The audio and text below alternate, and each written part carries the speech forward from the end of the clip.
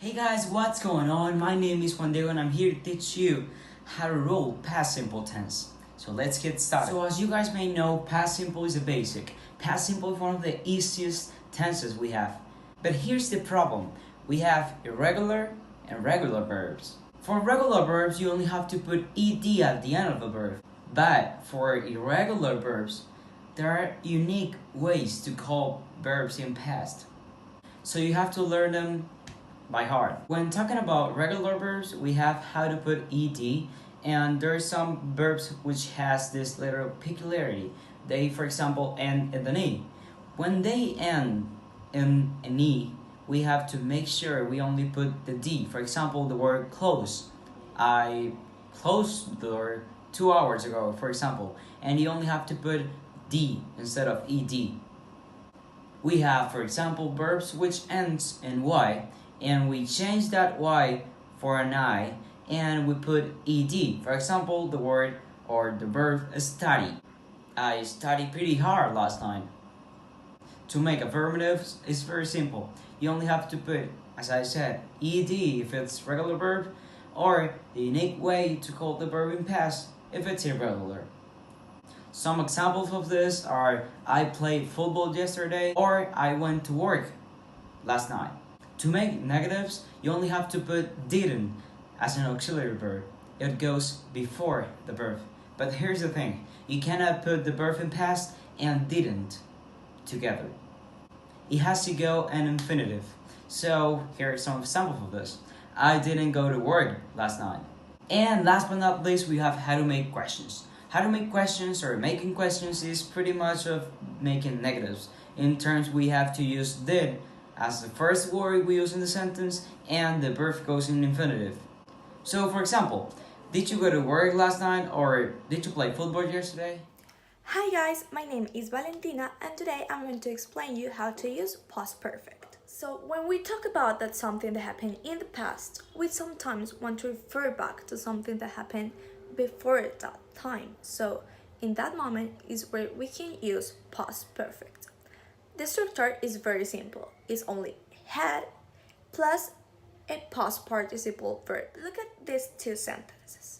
Both sentences are in past, but look at how we can combine these two sentences and create past perfect.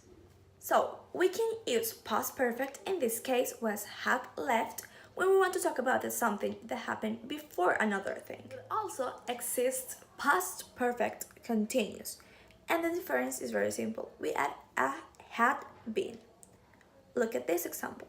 I realized that I have been working so hard, so I decided to have a holiday. As you can see, we add a have been, which indicates that it's continuous. Past perfect continuous. And today I am going to talk about past continuous tense. Let's start. Past continuous describes an action or event in a time before now, which began in the past and is still going on at the time of the speaking. In other words, it describes an action unfinished or incomplete in the past. This tense has so many uses. For example, you can use it to describe the background of a story.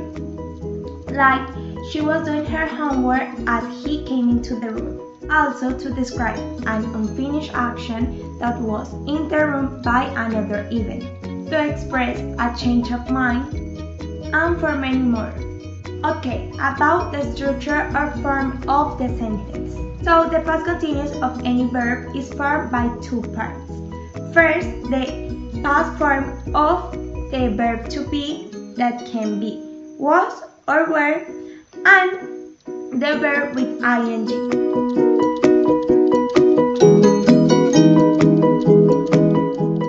You use was when she, he, and it, and were with they, we, I, or you.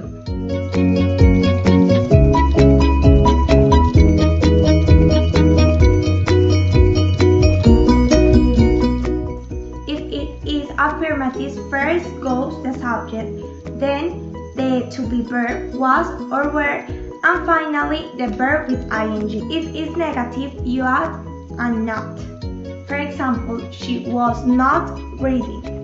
If it's interrogative, First, you put the verb to be, was or were, and then the subject, and then the verb. So, was she reading? And finally, if it is interrogative but negative, you put a not to the verb to be. Was not she reading? That's it. So, let's practice, and don't forget the things I say.